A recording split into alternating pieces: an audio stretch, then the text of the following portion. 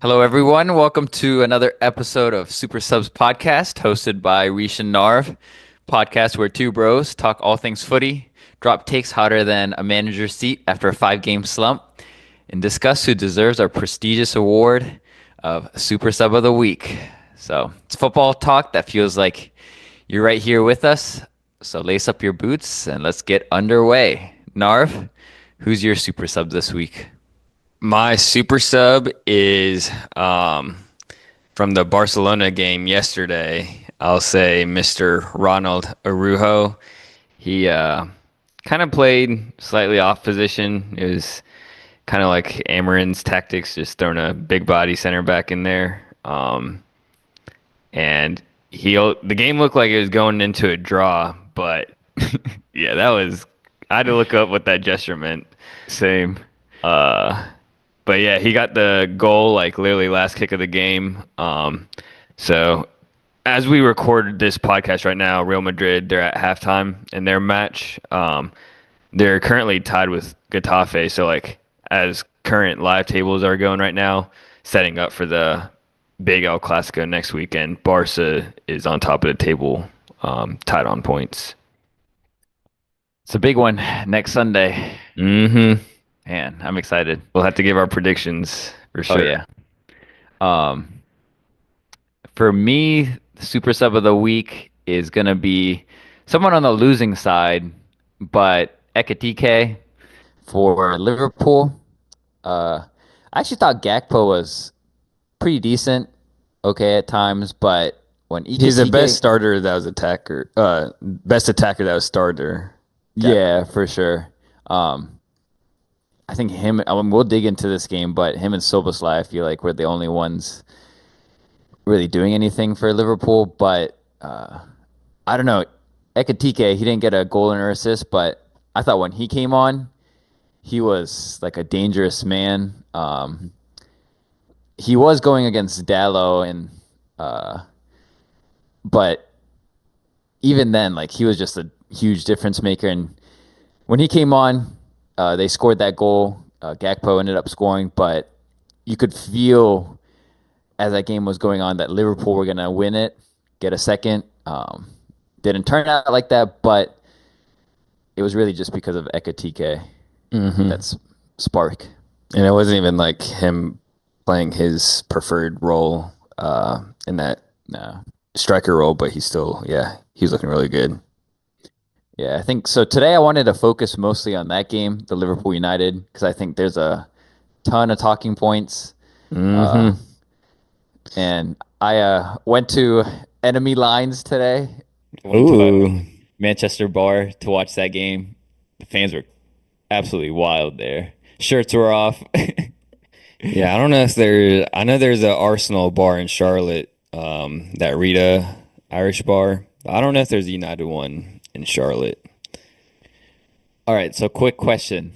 Based on like just United history, what jersey, like a historical, I guess, retired player, Mhm. what jersey was worn the most out of like all the retired players?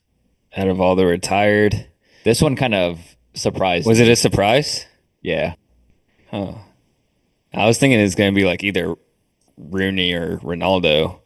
I didn't see any Rooney jerseys. Interesting. Um,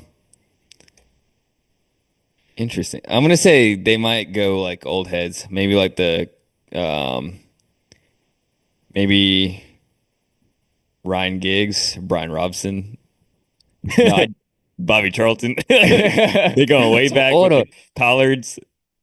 I did see two people wearing Cantona jerseys, like the collared ones. Okay. They look sweet. But it was a lot of people wearing. There was one gigs guy, and G's were falling out and everything. Yeah. But Berbatov, there were Ooh, five people with Berbatov jerseys. classic. Yeah, this one guy, he was like, every time United like would mess up a touch or pass, Mhm. he's like, if Berbatov was there, he would do it like this, and he had the perfect touch. It was like they're huge Berbatov Glazers. I assume it's the long sleeve Berbatovs. Gotta go with the long Some sleeves. a couple did, but Hmm. most of them had short sleeve. Gotcha. And then current players, can you guess? Has to be Bruno. Yeah, it was Bruno. Had to be all Bruno. Yeah. The GOAT. I saw one guy with the Tesco jersey already. Ah, no slander here. Nah, He didn't hit that 007. but Dang, so you're a undercover United fan. Nice. I had to see what was up on that side. Um, Have you found a Chelsea bar up in Baltimore? yeah, Slanties.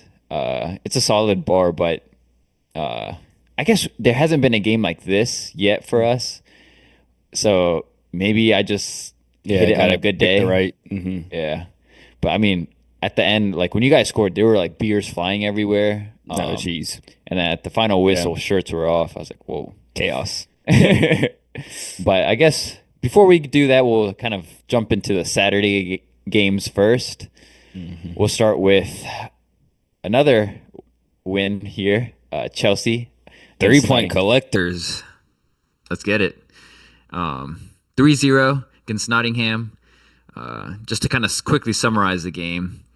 The first half, I was a bit worried. It was kind of like the previous game where I think it was Brighton, where we looked really shaky in the first half. And even against Liverpool, we looked really shaky that first half. And then second half was kind of a different story.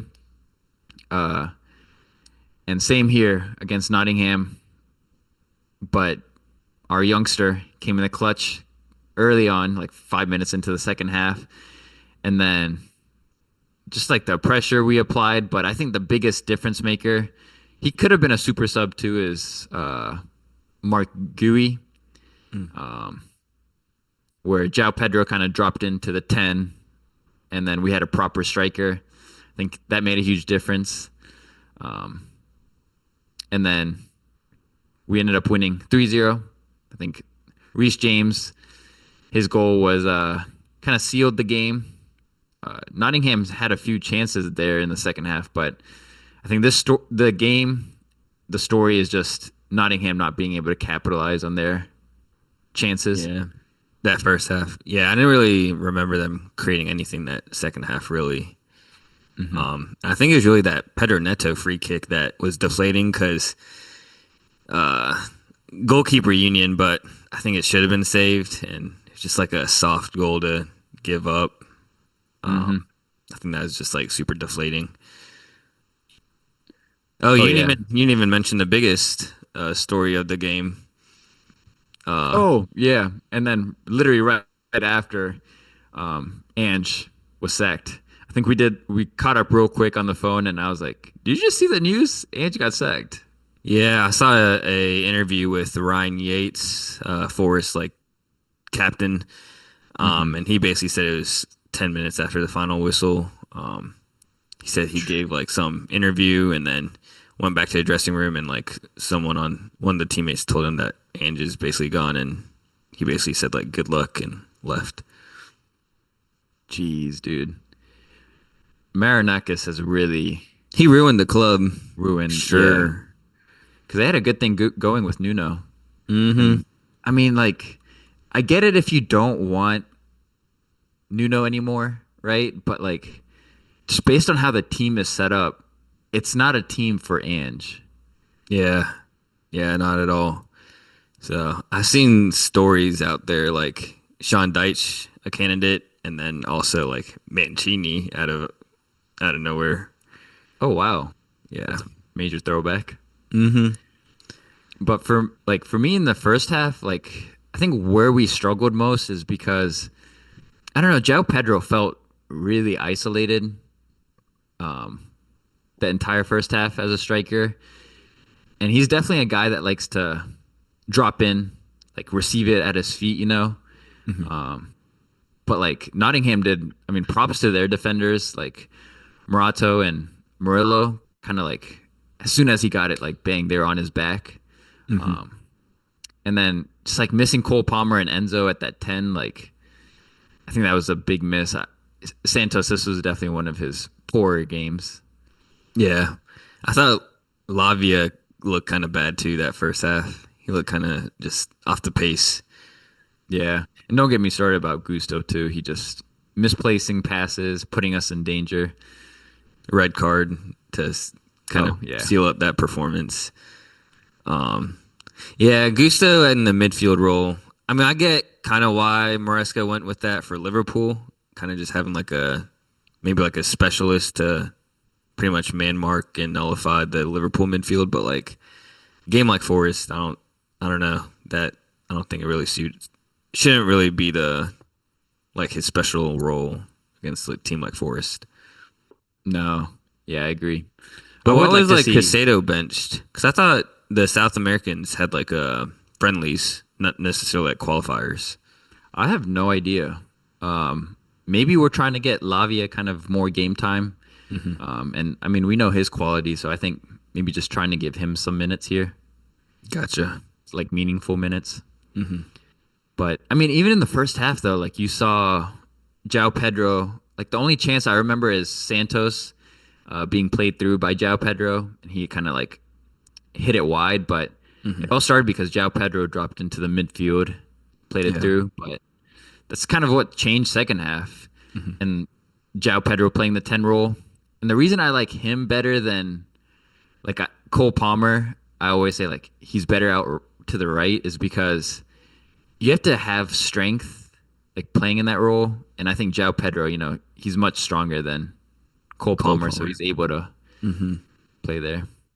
Yeah, I think another player to give props for Chelsea is Pedro Neto. I think at Wolves, like he was like 2 years ago, like arguably like Wolves' best player, like before the Cunha rise. And like there are a lot of like speculations that he could make a bigger step to like the Arsenal's, Chelsea's. And I think ever since he made the move to Chelsea, he's never reached those heights. But I thought this game was one where like he really seemed like he was really dangerous and like just creating a lot of chances. Yeah, the one stick I have with him is like Madueke.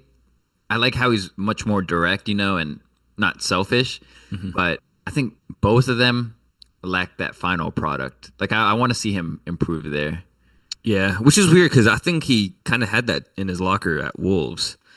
I don't know Yeah. if Chelsea's just like I mean, it is a step up, but still it's like within the Prem, so I thought he'd be able to translate it pretty easily, but we haven't really seen that quite yet until yesterday.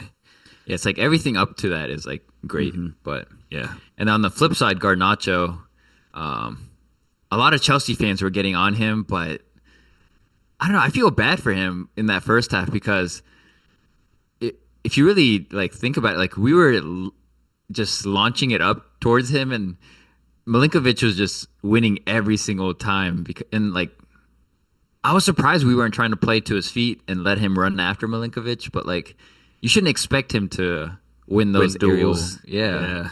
Yeah, that's definitely not part of his game. Yeah, I didn't think he had the best, but even when he had the take-ons, I don't think he really took his man on well. But I will say he is better at like, I mean, his take-ons are pretty good, but like definitely his like intelligence of like getting in behind spaces are, I think, what he's best at. Yeah. But I didn't think he had the best of games. But then again, Gittins coming back, I thought he'd have a little confidence from his U21 performance, but he still, looks shaky. Yeah. This was definitely one of his best performances, but that's not saying much. Yeah, the bar is kind of low. Yeah. Yeah. I will say I'm still waiting because at Brighton he had his sparks, bright moments, and then at Leicester he looked good. But Who? Bonate, Oh, I wish he still got like some minutes, especially in Yeah, like a Forest agree. game where it's like definitely a winnable game. yeah. And unfortunately, Cole Palmer is out for like 6 weeks. So there's definitely some like different guys are going to get some playing time. And I think Santos this week, but I would like, to your point, Buonanotte to get some action next week. Yeah. Is I wonder if Cole Palmer's injury, because he was expected like earlier, and after the last match, he was expected like 6 weeks. So I wonder if it's really because of like that hot toe knee in Oh him. yeah, and then like he tweaked his groin there. Hmm. Yeah, but yeah, Nottingham just this. Yeah, we got a 3-0 win, but I wasn't uh as happy, I guess, because if it was a better quality team that finished their chances, or even literally Nottingham on a different day where they put away their chances, I Yeah. think this could have been a Yeah, loss for us. Nico Williams had that chance where he missed on a plate, that Jesus guy in the crossbar. Yeah, That could and have been the post. game changer, yeah, because that was like I think like 60th minute, so that could have been a changer. Yeah, I thought we were quite lucky to come away with the win here, but I mean, I'll take it. Yeah, you got to. Um, and it was nice seeing Awoni playing again. I didn't realize he had to go through a whole like he was like in coma. Like Oh when yeah, he it was ran into the bad. post. Like Yeah, I knew it was bad, but I didn't. I was like, dang, like going into a coma. That's wild. yeah. And then the only other thing for me is our center backs. Uh, I'm happy for Josh Achampong. Like I think he's solid, but you could see like our build-up is kind of weak with both of them. Uh, like we need a either Cole Will or Badia Shield to like help us with the build-up. I think like Chalaba's. I didn't think that Josh Kidd was like that bad, and then Chalaba, I think he's pretty good too, especially like he can play in that midfield role before you've seen, but I think the issue is just not having like that left-footed kind of just It, messes it up a little bit. yeah, Chalaba was really frustrating. It's like every time he got the ball, he would look for a pass and like not really try anything. And his go-to is always just back to Robert Sanchez. It's like, Yeah, dude, come play it on. safe. Yeah. Were there any other players that stuck out to you from either side or any other talking points?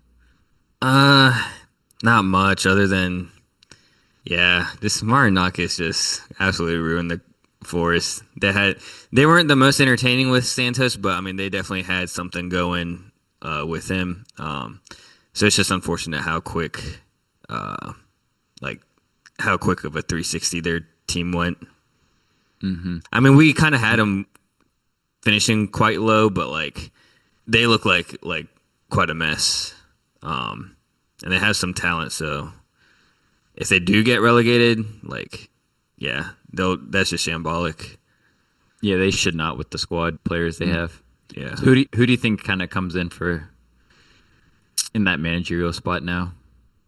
Uh, I mean, Sean Dyche, like I don't think, as you just mentioned, like they're a relegation side, so like I don't think you need to quite hit the panic button and get Sean Dyche.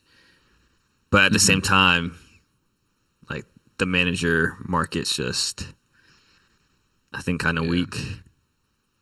You bring in another Baldy back. Ten That'd be Hag. crazy panic. That'd be a crazy Yeah. panic buy. I think Nottingham at this point are just kind of they just need someone to save their season and like just make sure they stay up. Yeah. Maybe Grandpa. Nah, I think Grand Potter just went to Sweden. So yeah, bring back Steve Cooper. Come on. Where's he at now? Do you know? I think he's. I don't know. I think he's like overseas. I don't think he's even coaching in England. Oh wow. Um, let's see who he's managing. Yeah, Bromby FC. Romby. So they're in. What league are Bromby? Oh, Denmark, Danish. Ah. And they look like they're pretty good. They're in third place ahead of Copenhagen. Yeah, so I think you had Nottingham when we did the predictions like 15th, and I had them, I think, 16th, 17th. So it's kind of looking like it's going to be just trying to get out of that bottom three. Yeah. Oh, yeah, for sure. Who's your prediction for manager, or who should they? I think at this point, just someone that can get him out. So Sean Dyche. John Deitch. Yeah, We'll see what happens next season. fair. All right. Now moving on to the next game, which I think might have been the game of the weekend, but Palace versus Bournemouth. And it was a really tale of two halves. I think first half, Palace were really struggling to find any type of footing, and Bournemouth took a 2-0 lead. And it looked like long days for Palace, honestly, based on that first half. And then second half, just things kind of flipped. I don't know what Glasner said to them or what tweaks he made, but ended up 3-3. And it looked like anyone could have won it. But the thing I love about this game is showcasing like two managers who like truly believe in themselves, like their abilities as a coach, and they kind of no one either like sat back like Yeah. this is just like a classic Barclays type game. Felt like a basketball game towards the Oh, end yeah. there. It's back and forth. And it was also really funny because, like, at the start of the game, when we were, like, joking around, you're like, winner of this match got to take the United job. And I'm like, I wonder what if it's a draw?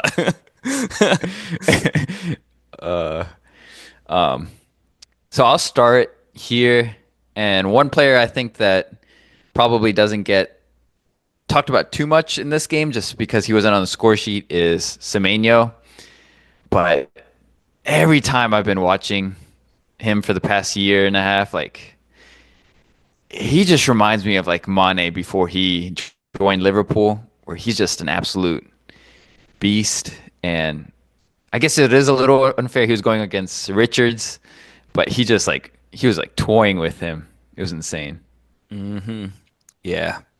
He's definitely going to go for, like, I know there's teams that are already interested in him buying him out, like, in January, but that's going to be a crazy price tag. Oh yeah. It's going to be 100 mil plus. Yeah, he's already at 10 goals and assists this year. Insane. Yeah, that's wild. Yeah. You know, I was surprised you were not going to say Mateta getting the hat trick. Oh He's- yeah, that's like the obvious one. Yeah. And he squandered the most, like, I thought the easiest chance. Yeah. Yeah, he apologized to Glasner. He's like, I'm sorry, or like to the team, kind of. He was like really upset because of that chance. And then Glasner, he said, "No, keep your head up. Like, you had a great game. Like, that's just one chance. Like, you scored a hat trick. You should enjoy it Yeah. proper." Yeah, I knew Palace were, like, they weren't down and out. Like, when I saw Glasner come out of halftime and he's, like, smiling and laughing, like, with the fans, I was like, yeah, he's cooking something up his sleeve. Yeah, it was Best- crazy because like they struggled to find any type of rhythm that first half. Yeah, they're, like, defensively sound team, but, like, going forward at times, I feel like it can be a struggle for them. But, yeah, they look like just any time they're going forward this game, like, in that second half, that they're going to get something. I think Anthony Areola, though, he could have managed the game slightly better. That was a little disappointing because I think he is a good manager, but throwing that kind of lead away and after grabbing a goal like so late, like he could have managed it slightly better, I thought, but it didn't work out. Yeah. Yeah, that's what I was thinking too. Is I don't know what changes Glasner made, but I was thinking the same. Like Areola, like how do you not secure that? Like with being up 2-0, like you should have. Like I guess he does like, and that's why we enjoy watching Bournemouth. Is like he wants to press high and like continue to go after. He never kind of like sits back. Yeah. Yeah. And Bournemouth, I know that the new guy, Krupi, He got the 2 goals, but like even though he got the 2 goals, I'm still like a bigger fan of Evan Nielsen, even though he doesn't really get the goals. Like his off the ball type work is like what I like a lot. I don't know where he was, but he wasn't on the squad, so I think they could have used him. Yeah, his link up and hold up play is really nice. But yeah, and then like you said, this was like a basketball game. I feel like after Palace, really after that first goal they scored, it kind of felt like, uh-oh, you could feel the momentum. And I was thinking Palace would win it when they were down 2-1, and then they kind of got that. Bournemouth got that third goal out of nowhere. Christie, Yeah, they were yeah. really on the back foot. I think this is one of Clivert's poor games. He didn't really have much influence throughout the game. I know he is kind of just back from injury, but I think once he's fully fit, like, I mean, Bournemouth are already kind of scary going on attack, but like, once he's back to full fitness, yeah, it's gonna be scary hours. Yeah, and then also two players that I really wanted to give a shout out to is one is your boy, Daniel Sun. Daniel Sutton. Yeah, he because I didn't know much about him, but you kept telling me like keep an eye out for him, and dude, this kid is crazy. Like his engine, like I'm about to make two crazy comps. Obviously, they're probably not at that level, but like he gives me Hakimi vibes at times. Like the way he runs up and down the field, like the entire game. Yeah. And who was that one guy that had they had a cross. It was like a break for Bournemouth, and he sprinted out of nowhere to get a clearance late in the game. Do you remember? Who was it? No, I can't remember. But I don't know if you remember that play, but it was like a game-saving clearance. Like he ran back 40 yards, but then his like going forward too is Yeah. insane. Like his crossing. Yeah, it's always on the money, or at least somewhere dangerous. Yeah, exactly. And then the second player I want to give a shout out to is LaCroix. He reminds me of like Saliba the way he plays. I was about to say he's kind of got like that smooth operator in the back. Yeah. The way he like reads the game, but like what impresses me is his passing ability too, like breaking the lines. Oh yeah, his passing is really yeah. I guess as we give shout outs, well, I'll just complete the back line for you. Shout outs to Gahey also, like not getting that transfer move to like a big club, like where it's pretty much you're guaranteed, but then like still keeping your head down and like being top. That's like big praise because we see like Baliba on the other side, he's like just putting up stinkers. But then one person I might have a little critique on to finish the back line is Tyreek Mitchell. He's good, but at times like he really pisses me off. Yeah. 'Cause he always gets in good positions, but his deliveries are like god awful. Yeah, he really needs to work on that.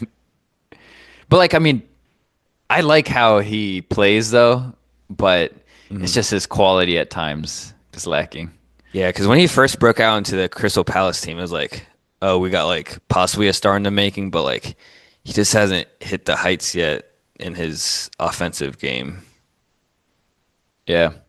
And Mark Gahey too is like props to him, you know, for staying focused, but like also Chelsea product. Glasner, Chelsea product, but Glasner and like keeping his team focused because that I texted you, I was like, what's up with Mark Gahey? Because that's all Tim Howard and Rebecca Lowe, like, and everyone was just talking about Mark Gahey pregame, and I was like, why are they talking about him so much? But like, so you can imagine like the noise that's kind of hitting that team, but for them to like ignore that.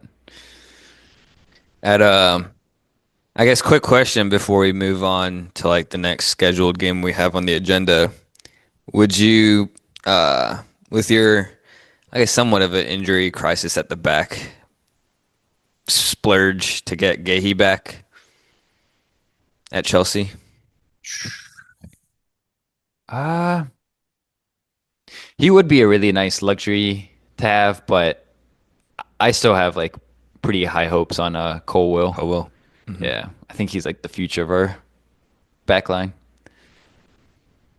Even though you think like shift Gahey to the right center back, or you think he? I feel like he needs that left center back role too, though. Yeah. So And then last thing is Kamada. What did you think of his performance? And like this year, I think he's really improved. But in this yeah, game, what did you feel about him? I thought he had a lot of influence. I think honestly he had a bit more influence on the attack in the midfield compared to like Adam Wharton. I thought he was the most influential. Hmm. I know he had like that pre-assist on I think Mateta's like second goal. But yeah, he just looked like he's gelled with the team for sure now. Yeah, he's definitely making some noise now. He just looked way off the pace last year. Yeah, yeah, he was a disappointment. And that's funny though. Speaking of Adam Morton, like you're telling me about his pregame routine. Um, that's hilarious. Just straight up scanning. Have you seen that video yet? No, I haven't. I need to go watch it. Go Yeah, find he's it. literally for like 5-10 minutes. He's just jogging Yeah. around the field, scanning. No ball. No ball. That's like the Dak Prescott, like Yeah. just booty. All right. So the next game, yeah, going from that thriller to we'll just go to Saturday still, but Roma Inter, Serie A. There was a lot of build up and hype around the game. I was quite excited for it too, but it was kind of disappointing. I was expecting Roma to come away with a win here, but it finished 1-0. Early goal. Bonnie took it pretty coolly, probably a little too calm. A little too, yeah, for my liking. Defender about caught up to him. He was taking days to get that shut off, but poor goalkeeping too, to be honest. Yeah, and he was like, I think he might have won like Player of the Year or season for Roma last year, like fans Player of the Year. Like he was pretty good, but that was kind of near post. Yeah. And then Roma, they had a chance to be at the top of the table if they got even a tie, but three-way with them, Napoli, and Inter. I guess Napoli, their loss was kind of unfortunate. They didn't have McTominay Ballon d'Or candidate. or Hoyland. Wow. Yeah. Hoyland going off even international break. Jeez. He had like 2 goals and assist. Yeah. Crazy. What did you kind of have on this game? Some takeaways? It was kind of didn't live up to the hype. I didn't think it's kind of Roma just didn't really show up maybe until the 50, 60, 60th mark, I'd say. Like first half was all Inter. And then second half, I think Roma kind of woke up. I think I don't know why Dovbek was dropped to the bench. Yeah, Gasparini, he was tribute to Totti. He had Dybala playing like that false nine type role, and I didn't think he did too bad, honestly. But it did look better when they had a proper striker come in. Oh yeah, but yeah, Roma's has looked good. Like this one was kind of an off game, but in general, I think they have looked good. Like with Gasparini, so I think he'll do them wonders. Oh yeah, and I think they could have come away with a point in this one. They had a lot of chances, but Sommer made a few really good saves. But I think a player that they're gonna really love is Leon Bailey. He came back from injury, and he could have been a super sub shout too because he didn't touch the ball too much, but when he came on, he instantly looked like a danger man. Oh yeah, for sure. Yeah, that was a bit disappointing of a game. Uh, but also Inter, I think we kind of expected that they still wouldn't really be the same with the new manager change. I think they're still trying to work through the transition. Hmm. Um, so it's, I mean, I feel like it's still like with the whole. I think people really thought they'd have a big fall off, but like still being second is, yeah, they're in good shape. Yeah. Yeah, they've surprised me for sure. I was expecting a drop off. And then your Como boys, just looking at the table, was I didn't realize how like far they're in the table, uh, European spot. Yeah, I think top six. Yeah, big win versus Juve this early morning. And then other games across the league on Saturday. Harry Kane, crazy form, but scored again. 2-1 win against Dortmund. And then your boys, Marseille boys, Particularly 6-2. Starboy Greenwood, 4 goals. 6-2. That's insane. They're now sitting at the top of the table. Insane.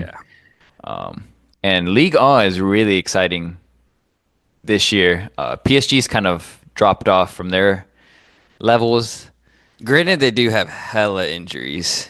Yeah, Desiree Doué finally came back, but yeah, and then they played Friday. Doué, he played his brother. I didn't realize his brother is also in Ligue 1. On Strasbourg. Yeah. Oh, your Loney is there too in CISO. I forgot he on Strasbourg. Parent Oh company. yeah. We have a lot of Chelsea products in there. Yeah. Well, I wouldn't consider him a Chelsea product, but there's one guy that's I don't know how much you've watched Strasbourg, but there's one guy that's really stuck out to me. Maria. Yeah, Yeah, he's saucy. I want him at Chelsea, dude. And the thing I like about him is he's super versatile. You could throw him anywhere, like even like wing backs, like winger, even like in the midfield. Just yeah, Yeah, I wanna see him back in the Prem. he's. I know League On is like a level like a bit easier, but like yeah, from just what I've seen him, he's saucy. Yeah. So you heard it here first, guys. Watch out for that name. And then also want to touch on. I think this probably made my Saturday. I know when I talked about Ronald Araujo again, the winner versus Girona for Barca, but Girona's warm ups. That was crazy. Working on live television. I have never seen that before. Yeah, I was shocked. That was crazy. Camera cut right to the torch. I was like, Yes, La Liga had a lot of good games on Saturday. Sevilla blew a lead. Mallorca came back 3-1 dub. Atletico snuck out with a 1-0 win, and then Betis game, Anthony saving them for a point. he Two got the goals. double. Yep. Nice. Got the brace. And then just to touch also just on the other score lines for the Premier League, Brighton got a 2-1 dub over Newcastle. Just watching highlights from there though, Walton made crazy goal. That was cheeky. In a potential relegation fight, Burnley beat Leeds 2-0. That was a shocker for me. I thought Leeds were gonna. I thought it was gonna be like a draw. Like a, Yeah. Yeah, it just seemed like that was Burnley. a shocker.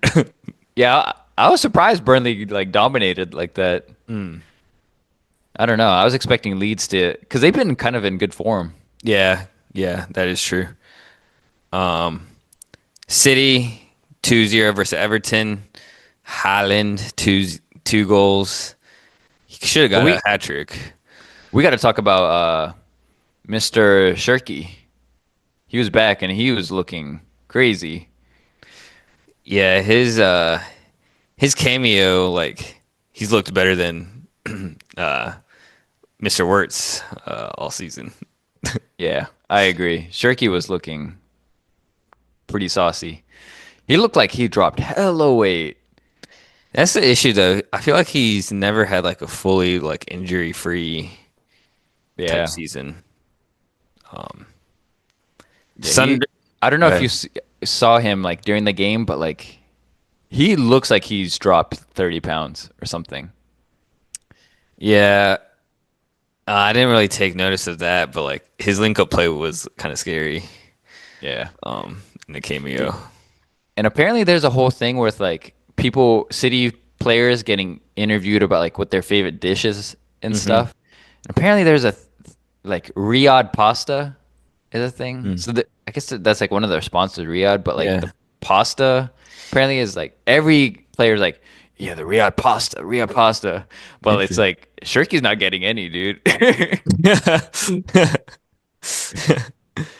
Oh man. Yeah, Turkey. If he can stay fit, that'll be a problem. Yeah, Foden's done for. Yeah. Sunderland, continuing their form, 2-0 versus Wolves, and then Arsenal 1-0 surprise set piece goal to beat Fulham, top of the table. Yeah, that game put me to sleep. Yeah, that's what I heard. I didn't catch that game, but from what commentators said, I knew I missed a pretty bad game. So for neutral, at least. Yeah. And then this morning, I missed the last like 10, 15 minutes, but Spurs, they lost to Villa and some bangers for Villa. This was what you call a smash and grab type Yeah. performance.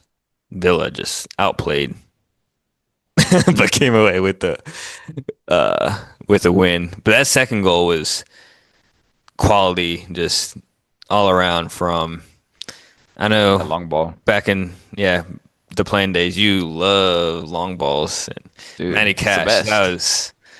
he just pinged it out there. Crazy touch by Digne, and then Buendia, like really good finish.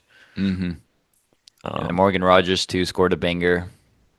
Yes, I don't know. I don't think Tottenham could be much at fault in this game because I think they had their chances.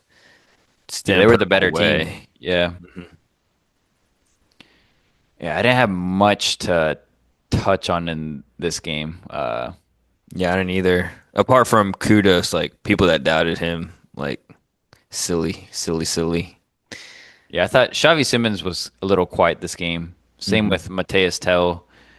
My prediction is going to be way off. I think he What was has your prediction? that he'd hit 12 goals and assists this year. Oh, that's right. That's right. I think he's at one, maybe.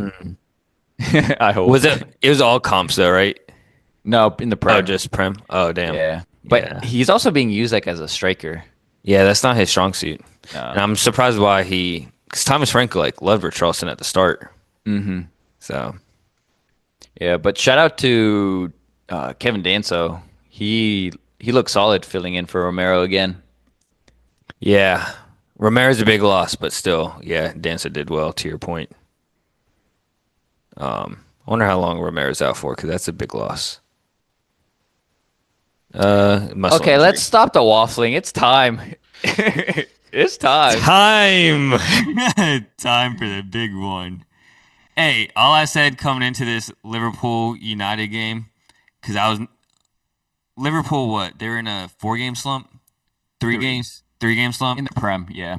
in the Prem, 4 in total. So I was like, no way they lose again. And it was Yeah. like after international breaks, I was like if it was before international break, I was like, all right, they're in the rope still. But out of international break, I was like, and it was at Anfield. Haven't won there since 2016. I was like, this could be the game where Salah smacks us. Were you getting the flashbacks from the 7-0?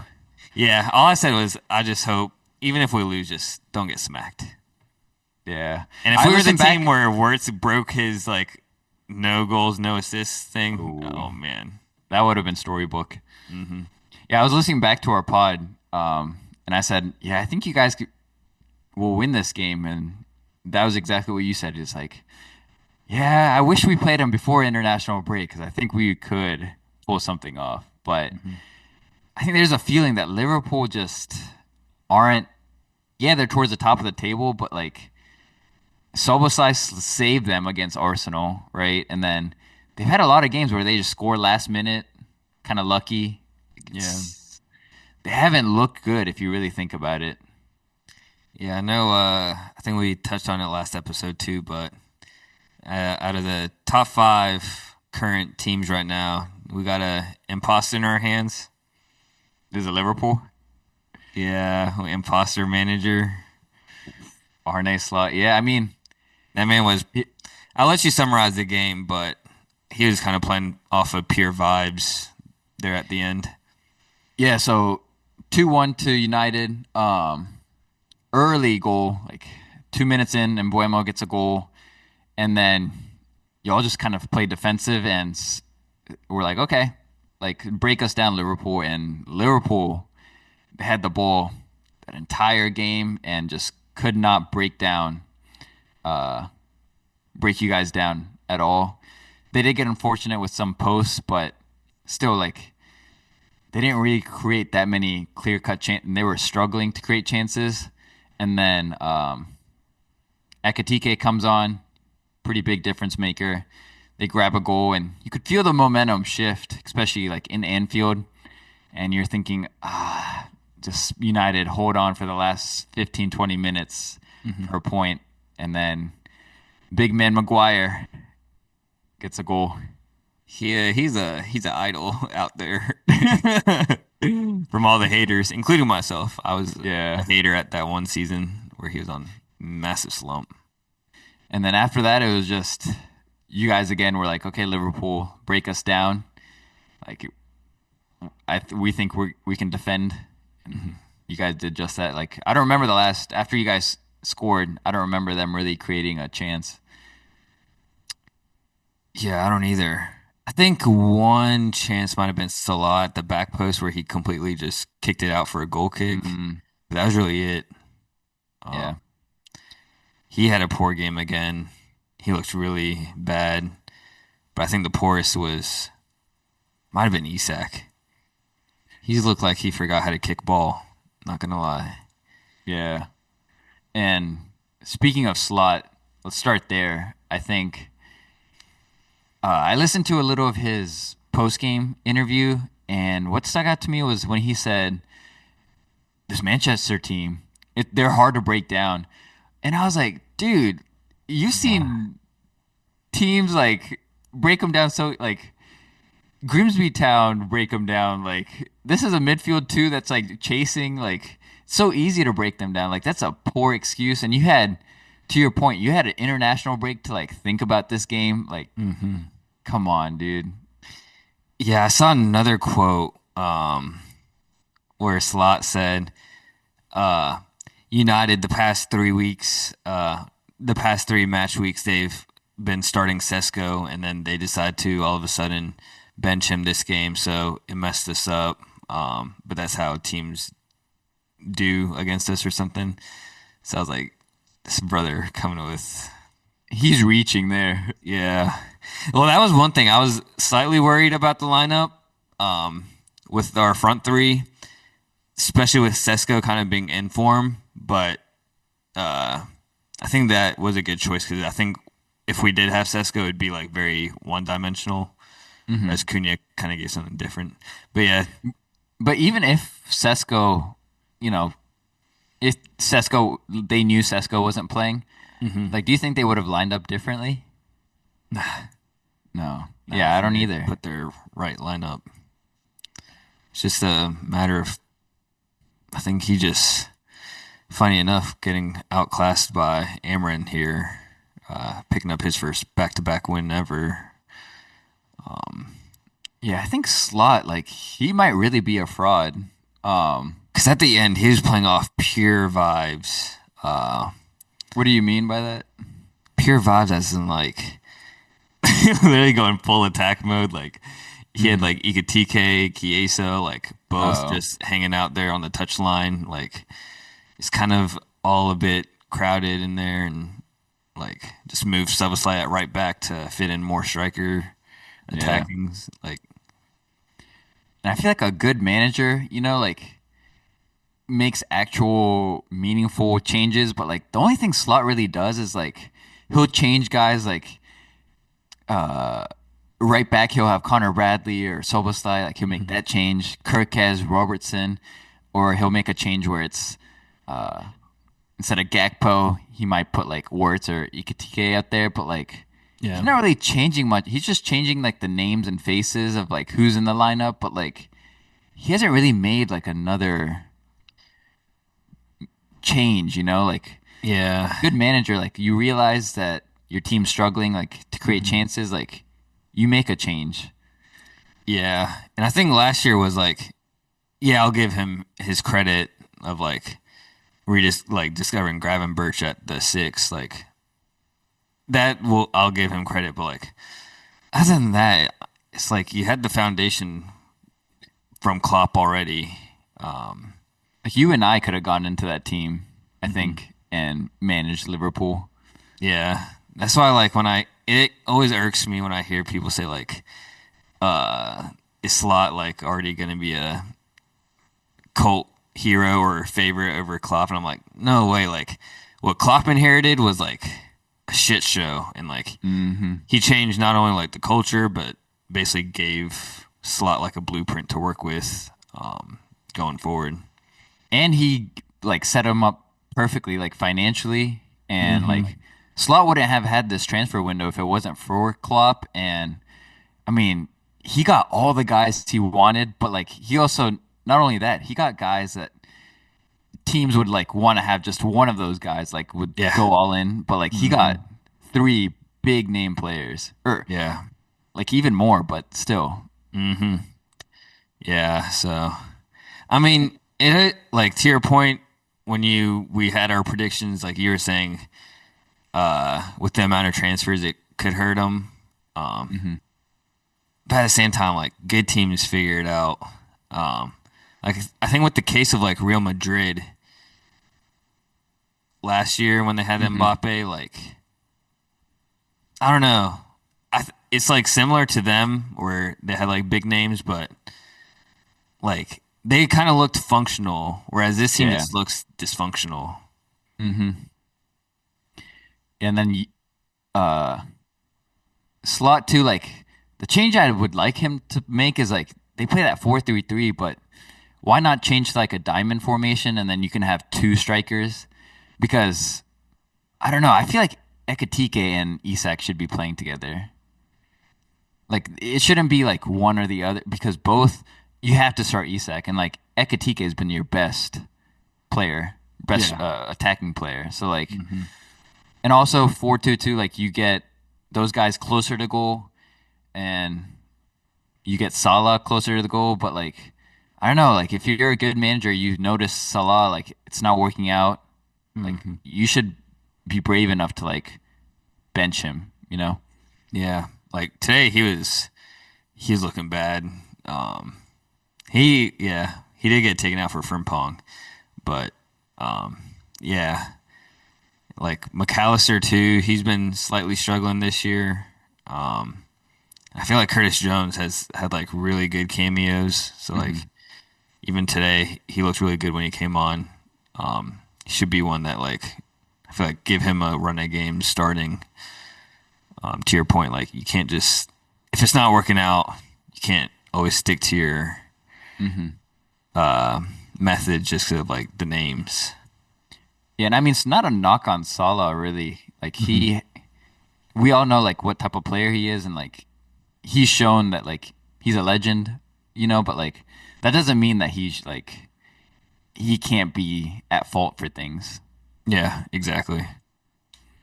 You you want to go And then around real, and just do a player like ratings or like real quick with Slot too. Yeah. Before we do that is like one guy that I think low key is a huge missing piece is Luis Diaz because obviously like Ekatike, Isak, and Wirtz, like those guys quality wise are better, I guess, but like Diaz, like really like the energy he brought, like yeah Liverpool, their press was like insane, and it always started with Luis Diaz, and then it allowed like other players like Salah and stuff to like not have to Yeah, do that dirty work. that's a good point. And Even like, like similar to Luis Diaz, like lacked a little quality in front of goal, but like off the ball compared like similar to Diaz was like Darwin Núñez. Like he was always like a menace, mhm. like chasing everyone. Whereas like Isak, like It's it's hard. but I mean that's like where the balance comes in, you know, like Isak, like he should be close to goal. He should be like that shouldn't necessarily be his job, but like Mhm. that's why you don't need like a Isak and a Ekatike, you know? It's like Yeah, or like someone has to do that job, or like if you want to press high, like someone has to do it. yeah. So, but yeah, let's go through uh players. Let's see. Let's start with the back line in. Start with United Mm. back line. We had, or we can't skip the keepers. Layman's.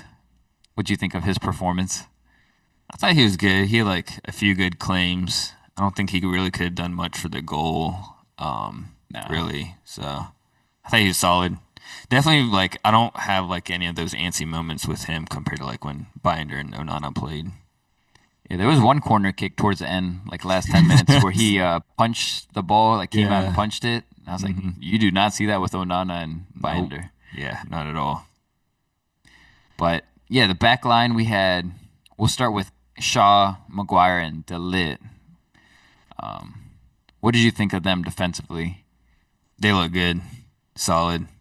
I Hmm. think once like Martinez is fully back healthy though, like I think Martinez is a bit better playing the ball forward, like progressive passes compared to Shaw. So like I think, granted, he stays healthy, like it'll be Martinez over Shaw, but I think the three of them collectively, like pretty good game.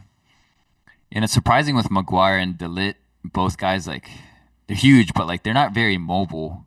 But they hmm still kind of they read the game really well. Those two guys. Yeah, and I feel bad for Lenier. I like Lenier a lot, and like I don't think he's really put a foot wrong. So I don't know like why he's dropping to the bench. Um, Hmm. and yeah, Lenier is like kind of has the same build, like tall, big guy, but he has a bit more legs to him. But I can't really complain. Maguire and Delit, I thought both had a good game Hmm. today. And then the wing backs. I think both of us were surprised Dallo starting again on the left Oh side. my gosh, yeah, so But annoying. him and Ahmad hmm Diallo. Thought Ahmad was unbelievable. Yeah, I was a little nervous when he got the sub for Dorgu. Like, yeah, he's on a yellow, but like he And that was yellow good. was questionable. You thought it could have been red? No, I didn't think it was a foul Uh, because yeah, I thought he he got got the ball. ball. Yeah, it just Yeah. the follow through looked bad, but yeah. But Dallo, oh my God, like left wing back just horror, and then the wing back's just not for him. The role, Hmm. yeah, But again, like Salah didn't really give him much trouble. I don't think it was him having a good game. I think it was more just Ex- Salah wasn't troubling him. exactly, yeah, yeah. He got lucky. Come up against another winger that's in form, yeah, he'd be getting cooked.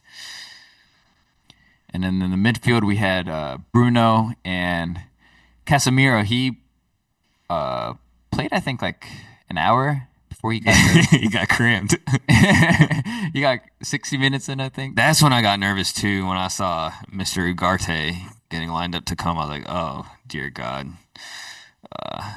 It's like that Michael Scott meme.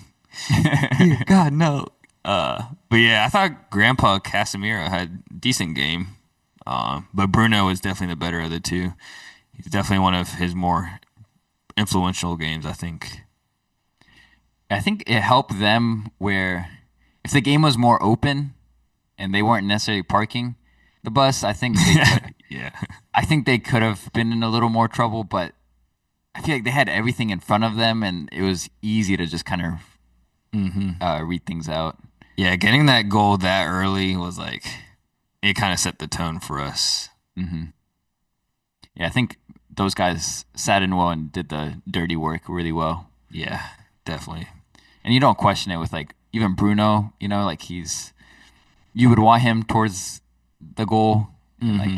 taking advantage of like his abilities going forward, but like he's so unselfish. It's crazy. Yeah, yeah. Um, and then the front three, Buemo, Mount, Cunha. I thought this was one of Mount's like quieter games. Hmm. Um, and Buemo, I thought we played a lot through him this game, and he was looking pretty good. And Cunha, I know he still hasn't got a goal or assist for us, but like his performances still move me, and I feel like at the end of the game, especially, like he managed it really well, like alleviating pressure and like drawing fouls to like waste more time, like and just his ball carrying is like elite. I don't know. I felt like he was still kind of poor today, I or think so. he not poor, but he didn't make an impact until he kind of when him and Mount kind of because Mount got Take taken off, for yeah. Sesko. Hmm. Yeah, I think that's when Cunha looked a little better. Yeah. But I think that like he's in his head a little too much. I don't know. He just like always kind of has his head down, like he wants to be the man to score. Hmm. Yeah, he tries to do a little too much at times, and like, yeah, But yeah, he did alleviate pressure really well. To your point. And then the subs. What did you think about y'all substitutes? Ugarte annoys me. So even today, I thought he looked a little shaky at times, especially like he had a few clearances where like gave it right away to Liverpool on his clearances, and I'm like, dude, poor clearance. I thought Dorgu had a pretty good game. Um, Sesko, I thought his link up like still pretty good, like really cheeky passes, and then For someone that tall, yeah, it's I think we insane. got a player in there. And Yeah. then Manu, I don't think he really had much to do. Really came in only 5 minutes. Same with Euro. And then on the flip side, um, I don't think their goalkeeper had much to do. Goalkeeper Union, that first goal. What You you think? think? What do you think? Ah, he could have done better, I feel like. Hmm. But I think it might maybe it just happened too fast. I don't know. Yeah, it is close range too. So Hmm. But what do you think back of the back four, line? Yeah. Kirkes, man. I was a huge fan of his at Bournemouth, and he's like he's one where I don't think he has. I know it's a whole new team he's on, but like he's one I don't think he should have much excuse for like putting up such bad performances. Just 'cause like a move within the Premier League, he should be used to like the intensity, the style, like being accustomed to the Prem. So he's been really disappointing, Hmm. honestly. But I thought this was one of Konate's better games. I thought. Yeah, I thought both him and Van Dyke looked really good. Hmm. But yeah, Kirk has just I don't know what it is. Touches are off, like Yeah. passes are just way too predictable. They get cut out, and then even defensively, he'll get beat pretty easy at times. Yeah, like Ahmad was like going at him pretty easy and like Kimbuemo. Yeah, so this drop off's been a little concerning, or quite concerning. 'Cause I still think he's a really good player, but he's looked poor for Liverpool. And then their midfield, we had Rugby McAllister today with the headgear. That looked goofy. Yeah, I thought him and Gravenberch didn't really make much of an impact today. Mm-mm. I think maybe, yeah, yeah. Neither of them really did much. McCavish has really been off of it. He's usually the guy that like makes a team click. Um, but yeah, he had a poor game. Yeah, how much do you think this is like because you guys scored so early and then we're just sitting back, like made an impact on that I think it helped midfield? for sure. Helped us out and kind of hurt them. Um, I think if it had been 0-0, like I don't know. Yeah, I think it was just hard to break us down, especially like having the back five pretty much like Hmm. we were sitting deep. Yeah, I don't know if like Gravenberch like was really necessary at that point. Like he could have at halftime. I thought he could have probably been subbed out and maybe bring in like a Curtis Jones or Yeah. something. Because Hmm. Curtis Jones, he can carry the ball and find the passes. Exactly. Yeah. Um, I think Soboslai probably was the better of the Yeah, Gravenberch and McAllister for sure. And then even at I don't know at right back, I thought Soboslai was better than Connor Bradley.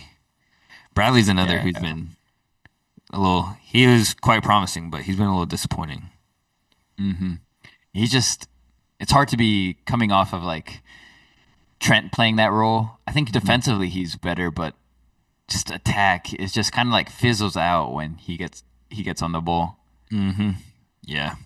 And then I think we've touched on Salah and Isak quite a bit. Like, just look poor. Isak forgetting how to play, and then Gapko I thought was the most threatening in the front line. Yeah, Isak's been a real shocker. I think Newcastle kind of did Liverpool dirty, rightfully Why? so. Like delaying that transfer so you couldn't get any like preseason in. Uh, yeah, he just looks really off of it. But at the same time, he's had like international breaks, so he's gotten like plenty of game time, like with Sweden to get match fitness and like yeah. He just looked off of it though. And then subs, we talked on Ekatike a bunch, but anyone else that kind of stuck out to you? Curtis Jones, I know you I thought. felt bad for Frimpong when he was ready to come on, and then they made him go back, and he just put the Oh yeah. I was like, oh, poor guy. Chiesa looked good too, though. hmm Um, you know how so like Xavi Alonso at Real Madrid, he's been like dropping Vinny here and there because like he's come out and said like no one's bigger than the club pretty much. Like if you have a bad game, I don't care what your name is, like you'll get benched if you play poor. You think it's because I feel like every time Ciesa's come off the bench, he's looked really good for Liverpool. Um, would you drop Salah if like this just keeps continuing?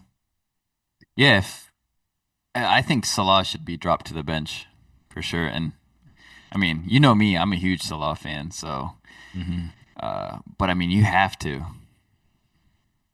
because he's really hindering the team right now.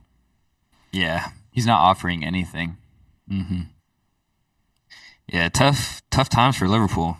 You might Yeah, have called this. how would you line up though if you were Slot? If I was Slot, yeah, I think you gotta take off Salah, man. I think Like, what would your ideal 11 be? I think back four, keep it the same as today. Um, the three is I think Gravenberch, McAllister. It's gotta be either McAllister or Szoboszlai, I think, not the two of them for now, and then Hmm. Curtis Jones, and Yeah, I then think Curtis Jones should be starting too. I think Gapco, Ikitike leading the line, and Chiesa. Ooh, so you would stick to that 4-3-3? Yeah, I think the 4-3-3 can work. It's just the players in it. You gotta tweak it a bit. Yeah, I would take advantage of like I don't know. I want to see the diamond and two up top, but I think I agree. So it would be Gravenberch and then Curtis Jones. I think has to start, and then Soboslai just because he's got legs, and then I don't know. Like McAllister has looked off, so maybe put in Wirtz at the top of the diamond. Let him kind of roam around wherever, and then I think you have to put Ekatike starting. Yeah. Like put him and Isak up top. And then, like Kirkez, like you said, he's so good for Bournemouth. Like, let him bomb up and down the left side. True. Yeah, but yeah, to your point, I don't think Ikitike can be coming off the bench anymore. He's kind of shown himself like he can lead the line. Y'all were playing with 12 men though today. 12. What? That post, Yeah, that post. Well, we that usually right post. when Ugarte came on, it was back to 11. So usually when we get Ugarte on, we play with 10 men. 10 men. Which, yeah. That's funny. But I guess Back-to-back wins in the Prem. yeah, dude. First back-to-back for Amiron. Crazy. We come with 2 points off the top four, baby. 2 points off. With 1 game a week. And you guys have a nice run of games here coming up. I believe so. Nottingham, Brighton, Everton, and I think Tottenham somewhere in there. Mm-hmm. That man might finally get his haircut. Oh, yeah. Yeah. What, back-to-back wins now? Yeah. 3 more. But I guess as we wrap it up, I'll touch on Champions League week coming back. So I'll touch on some of the matches, and then you can give the listeners on the weekend matches. But Champions League back Tuesday, we got Arsenal versus Atletico Madrid. That's a big one. Villarreal versus Man City. And then we got Leverkusen versus PSG.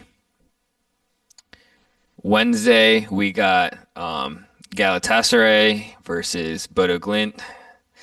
Galatasaray, we are advancing to the knockouts.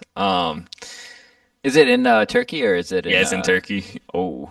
Bayern Munich versus Club Brugge. I think that might be a sleeper. We got your boys Chelsea taking on Ajax. This one I think will be a bit of script writing. Frankfurt hosting Liverpool. Ekitike is going to definitely bag a goal or two.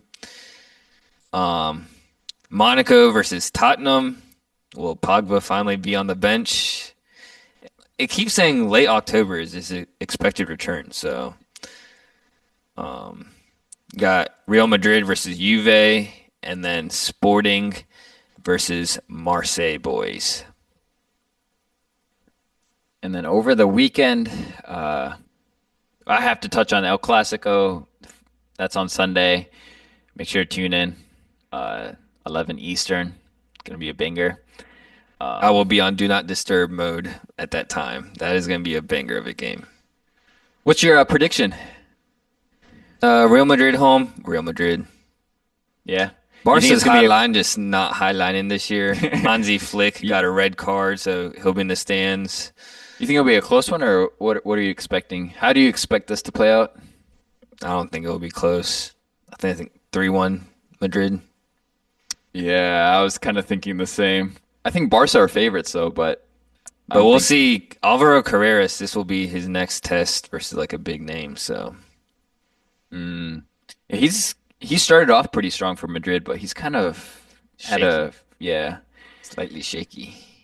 but yeah, I think Madrid are trending up right now slightly. So Mbappe's form is wild. I think Kane for sure got the best form in Europe. Like his form is ridiculous, but Mbappe's pretty close up there. Julian Alvarez too. Haaland. Haaland, yeah. Haaland's scary hours now. Yeah. So we got that one on Sunday, and then Saturday we play Sunderland at Stamford Bridge. Poor Mark Gahey, such a big Sunderland fan. Mark Gahey? Yeah. Or Guy, your striker. Oh yeah, I He had forgot a about that. farewell yeah. post. I was like, bro, you only play like. Wait, did he really? Did he even play a Dude, game I for missed Sunderland? that. Yeah, he had a farewell no, post to he the came on as fans. like a sub or something. Oh, yeah, he had a crazy long Instagram post for him. Dude, I'm dead. That's actually hilarious. um, that's funny. And then Baliba comes to Old Trafford, but in a Brighton shirt. I don't And really then- want him anymore, low key. No? Nah, his who you guys- mentality's just dipping. Who are you looking at right now? Apparently it's between Baliba, Wharton, and Elliot Anderson. Who do you want? Who do I want? Elliot Anderson. But outside of those three guys, he would be a top of your list right now? Oh, top of like out of anyone in the world, In the midfield, the yeah. entire world. Ooh, Obviously reasonable transfer. yeah. That's a tough one. It might have to be Elliot Anderson. Honestly, he's crazy. Like back to like defensively and offensively, crazy. Yeah, Elliot Anderson probably. He's sensational. Even his like England debut, he looked really good. Um, but him, Pavlovich, possibly from Bayern Munich, he looks really good. But I feel like he'd be kind of expensive.